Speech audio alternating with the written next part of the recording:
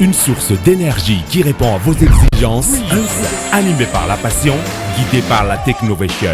Disponible uniquement chez Batimax ou sur le site web www.batimax-mata.com. Vous présente Nivavo. Senji Betelma, des actualités uniques, dynamiques et renversantes dans le journal TV.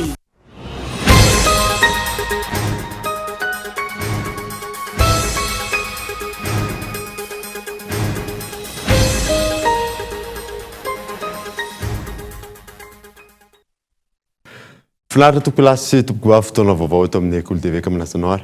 Anaraka izany hatramin'ny farany. Nanombotsika ny vaovao dia tsy voahaja ny prix plafond napetraka ministera ny varotra ho an'ireo entana ilaina amin'ny fiainana andavanandro raha ny fanadidina natao. Sationana amin'izany moa no varina farana izay mihoatra 200 ariary amin'ny vidiny tokony izy. Yves Richard. Manaraka ny famiram-bidy mpanjara PPN tamin'ireo tsenatily nanaova ministera ny varotra fitsirihana omaly araka ny fampitam-baovao ofisialy navoakan'izy ireo. Raha ny voarakitra anatin'io 707 ariary ny litatra menaka amin'ny tavoahangy ary 404 ariary ny kilao ny varina farany.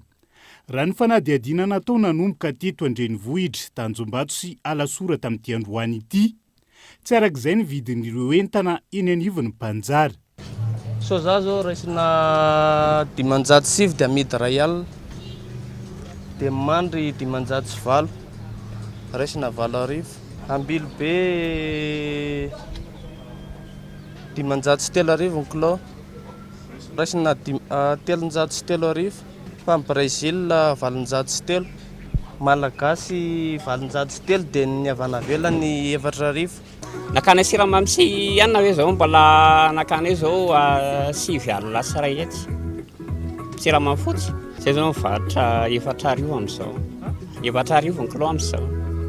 Stock zao ty 204 ny akanan'io amin'izao. 204 ny akana azy. Mahatsiaro iaran-tery vaimanta amin'ny mpanjara entana fampiasa amin'ny fiainana andavanandro manoloana io.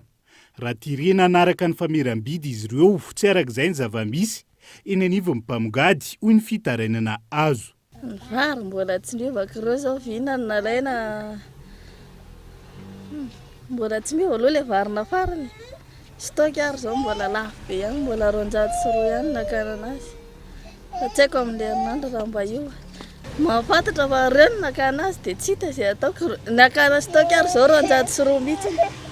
Nefa ne ny varotana azy amin'ny 204. Tsinona ny amarotana? 404.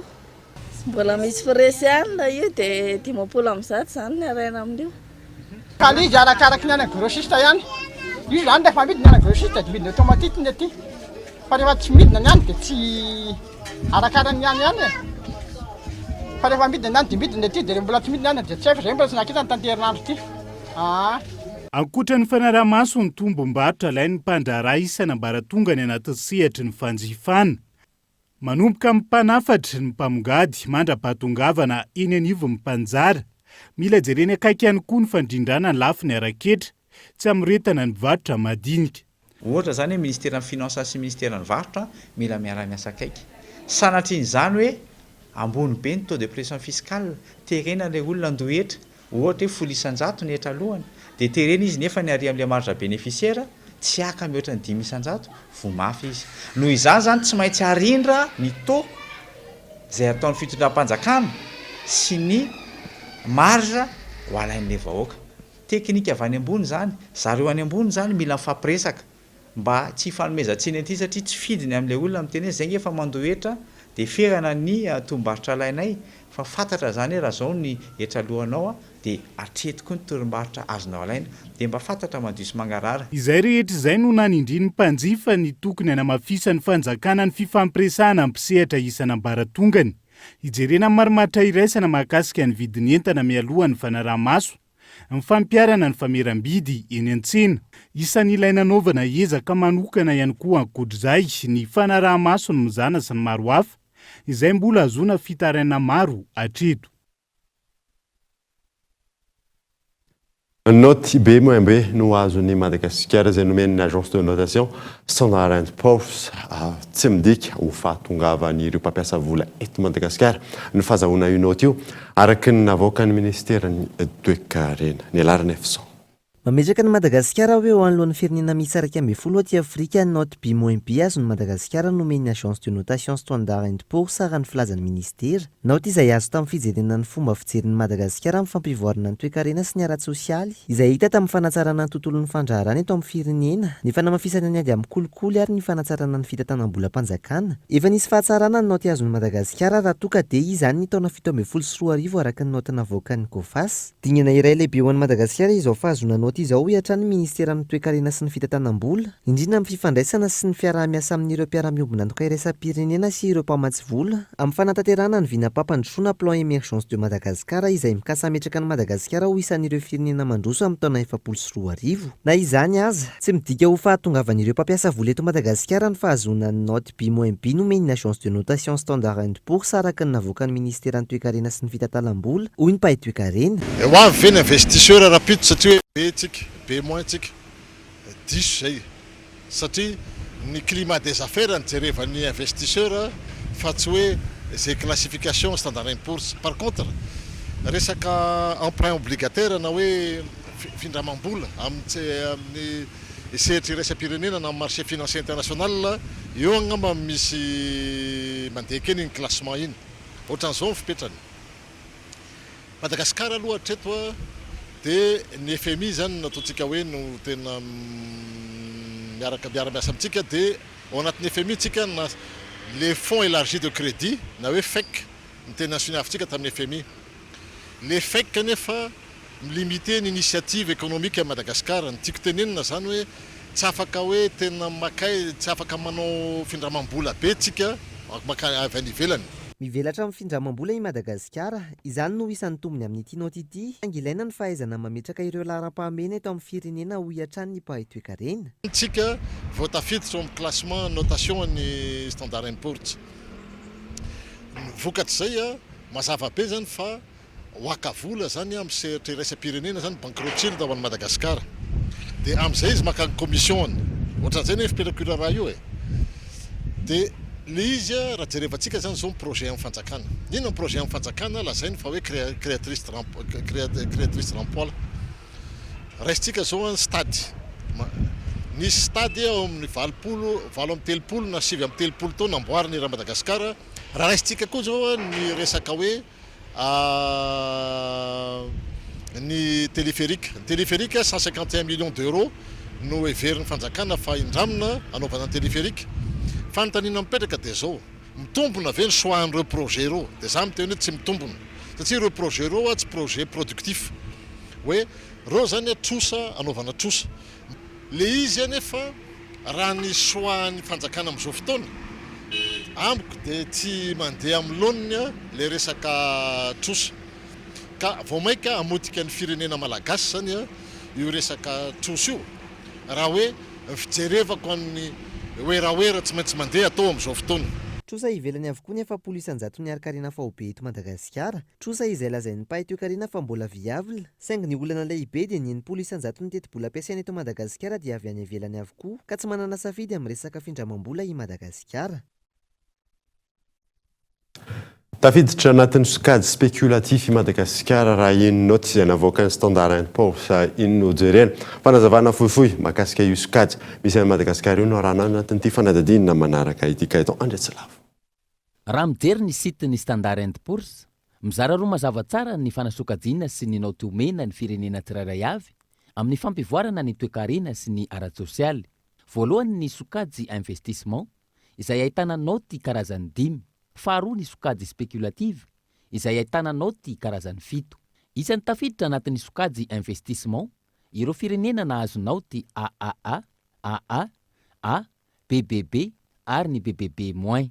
Izany hoe ireo firenena azo atokisana tanteraka amin'ny fampiasam-bola sy ny famerenana ny volany indraminy ary mafeno ireo fepetra-takina amin'izany. Ohatra amin'izany ny naoty AAA izay voasokajy ho naoty ambony indrindra. Ambony ny fahafahan'ny firenena iray izay nahazo io naoty io, amaly ireo fepetra-takina ara-bola rehetra. Tafiditra anatin'ny sokajy spekulativa kosa ireo firenena izay nahazonynao ty BB+, BB, B, CCC, CC, C ary D. Izany hoe ireo firenena ahitana fa misy mampiaya ny fampivoarana ara-toekarenina ao aminy anatin'ny foezaka na anatin'ny lavitrezaka. Tafiditra anatin'io sokajy spéculative io i Madagasikara izay nahazonynao ty B-B. Izany hoe firenena azo atokisana anatin'ny fotoana foezaka amin'ny findramam-bola saingy mampiaya ihany momba azy anatin'ny lavitrezaka.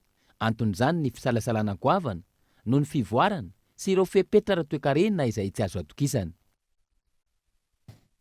Niakatra avy roa eny ny vidin'ny zezika simika hoy ireo mpivarotra amin'izao fotoana izao. Tsy fantatra mazava moa no anton'izany mitaraina vokatra zany ireo mpamboly fanadina.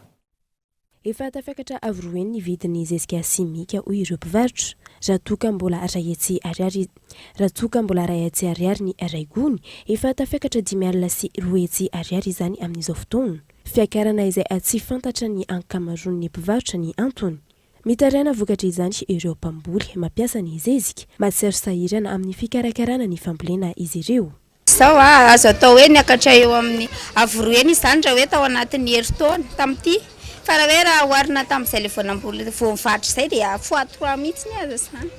Zao izao ny ure zany tena hitako hoe tena niakatra be mihitsy. Hain le zezika koa mantsy misy période le izy. Dia teo zao nisy le madasul reny zao nisy période reny ohatry ny eo amin'le vary le miavy le atambary iny izy any tena niakatra be sady tena tsisy mihitsy ny ary izy. Indray zay nisy tena tsy misy mihitsy dia zay mampiakatra anazy koa le tsy lany tampoka ohatr'izay.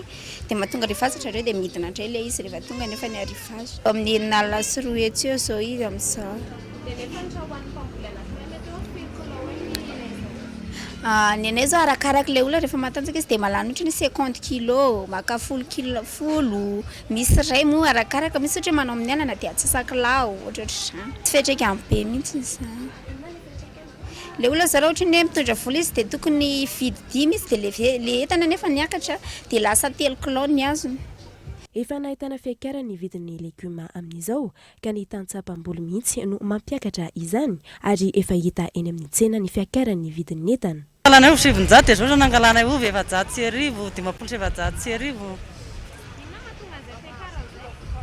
Tsy haiko zany hoe ahoana fiakaran'le izy fa marakaraka ny anany tôbila zany nakanay anazy. Zao 700 nangalanay 55 zao 700. Zay zao mivarotra 700 dia 500 arakaraka nangalana anazy ihany zany namarotana anazy. Dia zao fa anankiroa ray zay sy alana ray gony. Zato zany. Zay zao no ana lasa miakatra zany dia tsy maintsy hoe mihena nalaina. Manoloana ny fiakaran'ny zezika simika, voadidry tsy maintsy mampiasa ny zezika biolojika ireo mpamboly ka mihena ny vokatra. Aloha misy fiantraikany satria tsara sy vaventy zany le miaraka amin'ny simika. Fa kosa mahasalama le raha ohatra zao mamboly legioma ianao haricots na courgette na ohatr'izany dia fahasalamana kokoa zany na ho an'ny akohona koa na ho an'ny olona izay mividy. Fa eo amin'le hanina kosa tsara ohatrany hoe be mpividy kokoa satria tsara bika be le avy amin'le simika. Dia aleoko miafy amin'izay aloha. Le biolojika aloha zay zao ny mandeha amina sarety mantsy ny any aminay zao ohatra zezika dia eo amin'ny 100 000 eo zany 2 alina ariary ny ray sarety. Dia ny zezika hanina zany ny simika zany efa tena mialafo ihany koa e. Ka ny kilao an'ny ire zao efa mahatratra 9,000 ariary. Manaitra ny tompon'andraikitra araka izany ireo mpamboly, tsy tokony ny PPN ihany hoy izy ireo no jerena fa ny vidin'ny entana rehetra. Antony misy fifandraisan'ny zavatra rehetra, indrindra ny mahakasika ny fambolena sy ny tsena na anatsiny na ivelany. Tontolon'ny fizahan-tany kosa indray dia mpizahan-tany 700 mahery avy any Italia no niadiny natao amasarana am-piaramidy dia nosy be tamin'ity androany ity. Tsy maintsy manao fitaliana TDR avokoa ireo mpizahan-tany ireo Henri Florian. Efa amam-bolana maro no niandrasany vahoaka ny nosy be sy ny mpandraharaha ara-mpizahan-tany ao an-toerana. Ny fisokafa ny sidina iraisam-pirenena ka hidiran'ireo mpizahan-tany maro hamelona indray ny toe-karenina any an-toerana. Androany maraina no ny gadina atao amin'ny seranam-piaramanidina iraisam-pirenena Fasen ao Nosibe, ireo mpizahan-tany miisa 300 mahery avy any Italia. Noraisina avokoa ny fepetra rehetra momba ny fahasalamana, ka isan'izany ny tsy maintsy anaovan'ireo mpizahan-tany ny fitiliana TDR eo am-pahatongavana. Io zany anisan'ny voalohany hoe tonga eto Nosibe fa milahatra zao dia efa ho avy izay ny manaraka zany dia oetin'ny compagnie EOA avy any Mayotte dia manaraka ihany koa ny Aerostral avy any La Réunion dia tenena zany manomboka hitomboka amin'izay ny fahatongavan'ireo mpizahan-tany avy any ivelany sy tsara fandrafina mankony olona tonga eto Nosibe. Tena izatany izany dia Nosibe anisany atao tika hoe tena hoe destination touristique anisany malaza eto Madagasikara dia fandraisana andreo ngamba tena tsy maintsy hoe atao tsara fandremana an'ireo mpizahatany tonga eto ny fandraisana azy ary indrindrandrindra moa efa ny tenako manokana ny olona tamin'ireo mpandarana an'ireo rehetrapetra izay napetratsika rehetra momba ny fahasalamana ary indrindra eo fikarakaraina tsara an'ireo mpizahatany ireo satria ireo no ambassadeurantsika voalohany. Raha ny fantatra, miankina amin'ny fizahan-tany avokoa ny ankamaroan'ny fiainan'ny mponina ao an-toerana izay nikatso nandritra ny roa taona be izao. Sahirana niaraka tamin'izany ihany koa ny teo anivon'ny commune raha toka ny 900 ny mponina tany an-toerana izay tsy afaka nandoetra ara-dalàna vokatra ny fahasahiranana.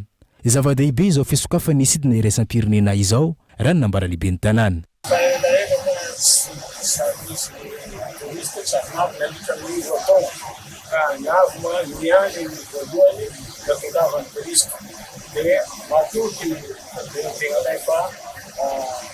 Impody ny fiainam-bahoaka eto Nosibe satria miankina amin'ny turista ny fiainam-bahoaka jiaby eto Nosibe tegna hoe ravoravo zahay eto Nosibe amin'ny fahatongavan'ny zao turista zao ravoravo zay efa mankasitrana anareo amin'ny fahatongavan'ny vola ela loatra mijangeaka navy any vaovahany olona satria fahitany maso na ventiny ny avion ny hosy zay tonga ny passager. Velom-panantanana ihany koa ireo mpisehatra amin'ny fizahan-tany ao Nosibe satria efa hita fa misokatra ny sidina avy any ivelany miazo ity seranam-piaramanidina iraisam-pirenena ao an-toerana ity, ka velom-pisaorana ireo mpikarakara sy ny fanapahan-kevitra noraisy ny fitondram-panjakana malagasy izy ireo tamin'ny famaliana ny etaetany. Faly tokoa zany izay eto mpandraharaha eto Nosibe ary mino sy matoky tsara za fa mety afaliana aravoana koa zany amin'izay manana activité ara-toekarena zany eto amin'ny Nosibe satria io raha tourisme io zany agnisan'ny zavatra important be amin'ny tany Nosibe. Tegna ny mahafinaritra zany ny favian'le voly mba ahafahantsika mba miredemary resaka activité touristique ity zegny mba hiverina am'lona zany ekonominy ny malagasy eto an-tampon-tanànan'ny Nosibe sy Madagasikara. Ankoatra ity sidina iraisam-pirenena androany ity amin'ny alahady ho avy izao, hisy sidina avy ao Mayotte indray iazany Nosibe miaraka amin'ny EOA ka efa vonona ny ara-pitaovana sy ireo olombelona izay anao ny asa fandraisana ireo mpizahan-tany ary efa vonona miaraka amin'izany ihany koa ireo trano fandraisam-bahiny maro samihafa. Lafo vaovao hafa kosa indray dia raha toka anatevina ny fond de roulement ny tolotra miarina teo aloha misokatra ho an'ireo orinasa maniry azon'ny crédit d'investissement izany ankehitriny ka itao andretsilafo. Nanomboka ny taona 2024 mitetina hatrany amin'ny 7 miliara ariary no nanohanana orinasa misa 2.7 teto Madagasikara tamin'ny alalan'ny tolotra miarina anatin'ny tetika safa. Ankehitriny no avaozina ifanaraka kokoa amin'ny filan'ny sehatra tsy miankina manoloana fivoaran-toedrara ara-toekarena maneran-tany ny tolotra ka miditra amin'ny miarina andiany faharoa. Le miarina 2 zany natonga antsika napetraka an'le miarina 2 ny efa nazavaiko toa hoe miaina antsika amina zavatra vaovao. Hitantsika fa miakatra ny vidim-piainana. Io tsy eto Madagasikara ihany fa eran-tany izy io satria misy le aretina, nisy koa avy eo le resaka tsy fikazahoany ny Ukraine sy ny Russie. dia dikan'izay zany a miakatra daholo ny zavatra rehetrarehetra ny resaka transport moa efa fantatritsika efa 4 fois plus dia ao anatin'ilay miarina deo zany tianay zany hoe mba hivoatra kokoa dia mba hiproduire zany hoe zay zavatra hoanitsika mba ataontsika eto zany dia mila mahay manao investissement tsika amin'izay satria tsy ho vita amin'ilay ananantsika zao zany satria tsy maintsy manamboatra tsara tsika dia ilay enveloppe zany a mbola tsy hoe défini sara hoe io fa hitantsika hoe en urgence le fandehan'ilay izy a dia ho jerentsika hoe ahoana sy ahoana ny dossier raisiny. Raha natokana ho an'ireo orinasa naniry ny anatevina indray ny tahirim-bola entina miasa na ny fond de roulement ny tolotra miarina teo aloha misokatra ho an'ireo orinasa maniry ny sitraka tolotra fampindramam-bola ampitomboana ny sora-bola entina mamokatra na ny crédit d'investissement izany ankehitriny voasokajin'izany ny sehatra rehetra. Mitra daholo le izy hatramin'ny resaka éducation ary ho ampidiritsika satria tonga saina zay atao amin'ny fiarina hoe raha tsy tsika jerena zany ny fandehan'ny raha tia hivoatra tsika dia dao tsika mpianatra koa dia be amin'ny lafiny io zany a hoe ny asany hoe mety zavatra hafa ny asany dia ho ampianarina mena vola zany zareo mba iova asa ahafahany zany hoe mivoatra bebe kokoa dia manao investissement ny resantsika teo dia ao amin'ny 420 volana zany amarenana an'ilay vola fa tena hoe hita zany hoe zavatra vaovao le resaka hoe 8% ny taux an'ilay izy gamany zany tena zava-baovao ho antsika an'ilay orinasa. Asa maherin'ny 8,1 no avitra vokatry ity tolotra ity hatramin'ny taona 2020. Ankoatra ireo siam-piariana notohanan'ny fiarinatrizay ho jerena manokana ny sehatra sokajy ho lahara-pahamehana toy ny hafanabeazana, ny fitaterana, ny teknôlôjia, ny famatsin-drano sy ny fidiovana. Tahaka mazatra anaraka dogavatra isika meloha ny dirantsika ny tapany faharoa am-baovao rehefa avy ary.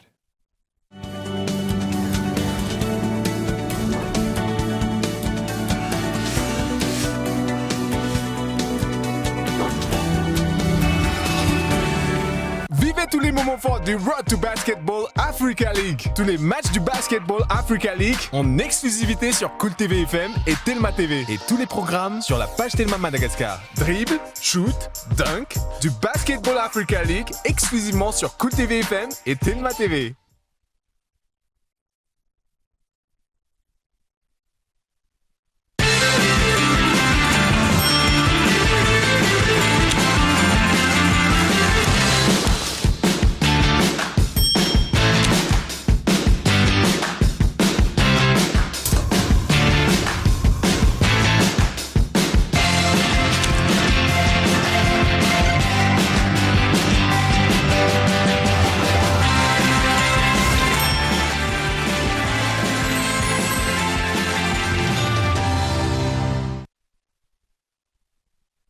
Vivez tous les moments forts du Road to Basketball Africa League. Tous les matchs du Basketball Africa League en exclusivité sur Cool TV FM et Telma TV. Et tous les programmes sur la page Telma Madagascar. Dribble, shoot, dunk, du Basketball Africa League exclusivement sur Cool TV FM et Telma TV.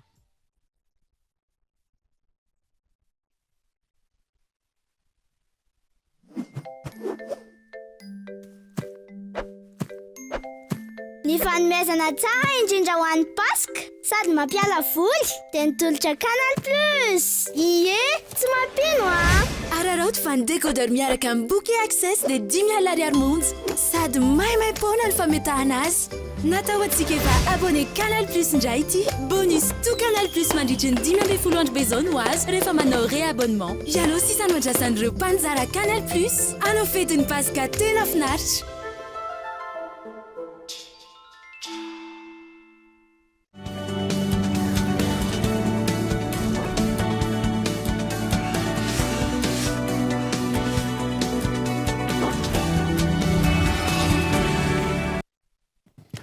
Reto amin'ny fampalalam-baovao isika dia vehivavy iray tokony 20 taona no napetraka tamina toby iray no olona ny mpianatra sy ny zanany lahy teto Antananarivo. Efa eo ampelantanany manam-pahefanandrara amin'izao fotoana izao. Io na saina. Niara-ny fanolanana nandritra ny enimbolana mahery ity tovovavy manodidina ny 20 taona ka mbotiray ary sahirana amin'ny famelomana azy ny reniny ka nandefa azy tamina toby iray eto Antananarivo izay ana olo-patatra ihany iantoka ahafahany manohy ny fianarany ka analabaka amin'ity taona ity ny vehivavy. Mpiandra amina fiangonan-dehibe sy ny zanany lahy no nanao ny asa ratsy raha ny fanazavana. Tsy zakany ity tovovavy ity intsony ka notantarainy tamin'ny mpampianatra. Dia rehefa tonga ny récréation dia nisy ankizy anankiray nanantona anahy. Dia ny zavatra nolazainy tovovavy io anahy dia hoe za madama te ho faty izy. Izao dia ataon'ilay tonton anay an'izao. Alain'ilay tonton ny tanany dia atsofiny any amin'ny mahavehivavy an'ilay zaza. Dia ankoatran'izay teren'ilay tonton izy anao fellation sy ikitikitika ny anazy. Izay zavatra izay nefa efa nitranga à plusieurs reprises fa tsy voaindrem-pandeha fotsiny. Rehefa tratrany eo ampianarana lesona na eo amin'ny couloir na sendra tsy ao an-trano tontine dia manao filandratsiny amin'ilay tovovavy foana zany le tonton. Fa le zanakalahy ao an-trano ihany koa mampiatra an'izay filandratsiny izay amin'io zazy io. Dia tena narary azy le farany. Nitarainy izy zany hoe dada satria dada ny fiantsony an'ilay olona ao an-trano. Izay fa marary dada fa aza atao an'izao. Dia ny afatra ilay dadany dia hoe tamin'ny voalohany ihany ianao no tokony narary fa izao ianao tsy tokony marary intsony. Mbola madio ity tovovavy niaran'ny filandratsy ity raha ny fanazavana hatrany ary zary nisy fiantraikany tamin'ny fianarany ny mahazo azy. Taorian'ny fandrenesana ny zavantranga nandray andraikitra avy hatrany iray mpampianatra. Dia rehefa narehan'ilay tantara moa zany amin'ny mampana be ny tena dia tonga dia nanao fanadihadiana teo ny eo ahako. Netiko tao amin'ny CSB2 izy hoe andao ara aloha jerentsika izay. Dia rehefa tonga tao amin'ny CSB2 dia zareo tonga dia nametraka hoe mandeha any nareo makany amin'ny centre Vonjy. Dia rehefa tonga tao amin'ny centre Vonjy izahay dia natao ny PV zany hoe nalainam-bavany izahay mianaka. Ary rehefa nitantara teo ilay zaza dia tena kivy tokoa satria miampy menace ilay izy. Raha sanatria ianao miteny an'izao aman'olona dia tsisy olona mikarakara anareo menakavy intsony dia nidina teny anosy izahay nanao ny enquête indray koa ny polisy. Dia miandry ny fotoana zany izay io hidiran'ilay raharaha eny amin'ny fitsarana. Efa fantatro hoe risqué be ilay izy satria olona manana fahefana sy manam-bola ilay olona toriana ka dia niafatro izany tompoko dia aoka mba nirariny ihany satria indrindra koa mijery ny fahoriana mahazo an'ilay zaza na ara-tsaina na ara-batana misy fiantraikany ara-batana amin'ilay izy. Efa voasambotra ireo tompon'antoka tamin'ity fanolanana ity no nanao ivava sy fandrahonana io ho hiatran'ny fanazavana. Raha mpitso no hiakatra fitsarana ity raharaha ity ary ho tanterana eto amin'ny fampahalalam-baovao hatrany fivoarany. Tontolon'ny fifamoivoizana kosa indray dia ho fisorohana mialohan'ny lozam-pifamoivoizana sy ho fiarovana ny ainy ireo mpampiasa lalana rehetra natateraka etsika fitsirihana ara-teknika. Ireo fiara mifamoivoizy an-dalambe mandritry ny eninandro ny foibe fitsarana fiarakodia izay anomboka raha ampitso fanampanazavana. Ho fiarovana tontolo iainana, ho jerena manokana ireo fiara mifamoivoy mamoaka setroka moapako. Fanarahan-dalàna ny rehetra dia isy fanaraha-maso manokana ny fivezivezen'ireo tricycle izay hita ho ny amaro sady miasa mitatitra olona ivelan'ireny vohitra. Toy izany koa ireo mpampiasa fiara mitondra laharana vahiny indrindra ny laharana WWT ary ny fampiasana jiro be mahajambena LED amin'ny alina. Fanentanana sy fampafantarana ny fandrarana ny fampiasana fitaritra matroka misy pelikily. Ny toerana moa dia amin'ny lalam-pirenena rehetra mivoaka an'ireny vohitra manerina ny nosy. Ho an'ny eto Antananarivo manokana dia fivoahany RN1, RN2, RN3, RN4 ary RN7. Atao ny fitsirena ara-teknika ireo fiara ratsy endrika ivelany sy anatiny sy izay ahina itera-doza ary asaina manamboatra ny mpamily. Sitomina avy hatrany ny taratasy ny fiara nahitana tsy fahatombanana ara-teknika na dia mbola manan-kery aza ny vizity teknika. Tsy isy ny fandeferina amin'ireo fiara hita fa tsy manara-dalàna ka mety itera-doza satria laha hitokana ny aina. Lafim-baovao hafa kosa indray dia commune 10 ao amin'ny distrikany Taolagnaro ankehitriny no azo ny atetika savantsinankonana izay efa tsy ny banky iray sampirenena vola raha toka commune 10 izany teo aloha haritra 3 taona moa izay atetika izay katao Andretsilavo. Tetikasan'ny fanjakana malagasy fa tsy ny banky iraisam-pirenena vola ny vatinakonana. Ny ministeran'ny mponina sy ny fiainana sosialy ary ny fampiroboroboana ny vehivavy no mandrindra io tetikasa io ka ny FID na ny Fonds d'intervention pour le développement no manatanteraka izany eny fotony. Komunina misy 5 ao amin'ny distrika ny Tolagnaro no misitraka ny vatsinakonana ankehitriny raha toka komunina misy 5 zany teo aloha. Ny tetikasa moa dia manana tanjona manokana hampitombo ny tahan'ny zaza mianatra any an-tsekoly satria raha mahafantatra fa ireo kominy izay nisafidiana natanterana ny tetikasa vatsinakonanareo dia kominy anisany ambany indrindra ny tapam-pianaran'ny zaza ka ny programa izay hoentin'ny fanjakana dia hampiakatra n'izay tahan'ny fianaran'ny zaza zay satria misy amin'ireo zaza ireo tsy mianatra an-tsekoly noho ny fasairanana misy eo amin'ny ray aman-dreny, misy ny mialan-daharana noho n'izay tsy fahampiana ny entimanana amin'ny fampianaran'ireo zaza ireo zay. Ho tanterana ao anatin'ny 3 taona ny famatsinana ireo ankonana voakasiky ny tetikasa izay miompana indrindra amin'ny fampivoarana ny maha-olona. Isan'izany ny fampidirana ireo ankizy an-tsekoly. Miova ny fiainako amin'izao dia mahatombo soa hazo mianatra ny zanako. Dia ny zanako tamin'ny taloha sy mianatra satria za sy nananga karakarako ananjy fianarana. Amin'izao aho mahazo karakarana amin'ny zanako dia mety mianatra aby zanako azo tombo soa. Satria ny zokiny mianatra avao taloha da avy teo ny zany noho ny sy fikarakara. Dia zoro lahy zaho da sy voakarakara da amin'ity raha teo izy da miditra izy ananjy fanapidira. Ankoatra ny tosika arabola omenareo tokantrano misitraka ny tetikasa, misy ihany koa ny tantsoroka fampivoarana. Jerena manokana ao anatin'izay ny fidiram-bola ny tokantrano, ny fampianarana an'ireo tokantrano ireo amin'ny famolena sy fiompiana, fanomezana teknika ary ny fizarana masomboly, fampianarana an'ireo tokantrano ireo amin'ny fianarana makiteny sy manoratra ary mikajy. Ho ampianarana ihany koa ireo tokantrano ireo amin'ny fomba fanindram-piterana satria zava-dehibe amin'ny atrian'ny fampandrosoana ny firindrany zaza izay ateraka. Vokatandrasana ao anatin'ny 3 taona ny ampiakatra ny tahan'ny fianaran'ny zaza an-tsekoly, ny ampitombo ny fidiram-bola ny isa-tokantrano ary indrindra ny ampiena ny tahany tsy fanjari-tsakafo. Hojerena ihany koa ny fiovaam-pihetsiky ny tokantrano tsirairay avy amin'ny alalan'ny fanentanana maro atao mandritra io 3 taona iasana io. Maretsaka iraisam-pirenena kosa indray dia maheran'ny 2 alina ireo namony ainy raha toka rahetsy ireo sivily tavela atao amin'ny tanànan'ny Mariupol ankehitriny hatramin'ny nanomboan'ny ady ao Ukraine. Miaratsy hatrany moa ny toedrara ao amin'ny toerana ary mitoy ny fandatsahana bomba fanadina.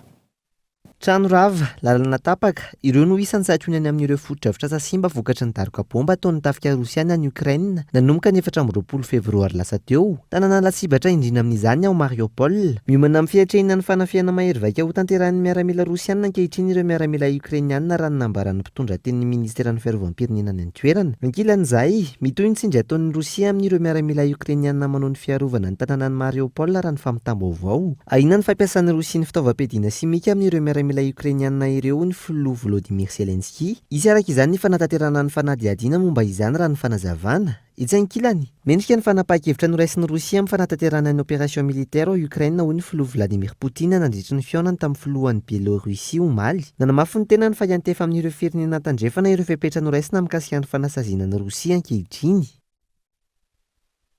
Dia ny maresaka iraisam-pirenena manakatona vaovao tamin'ity andro antenga hatrany nanaraka izany mandroasina daholo tompoko.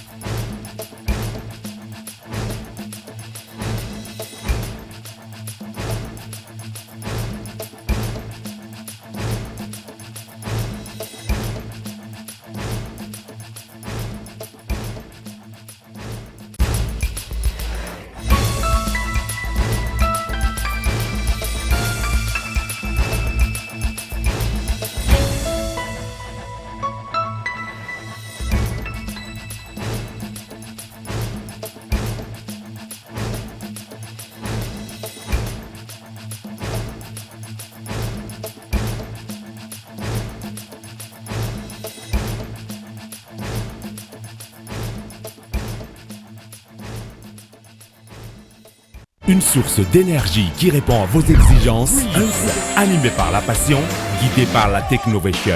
Disponible uniquement chez Batimax ou sur le site web www.batimax-mata.com. Vous a présenté Nivavo. 5G Batelma, des actualités uniques, dynamiques et renversantes dans le journal TV.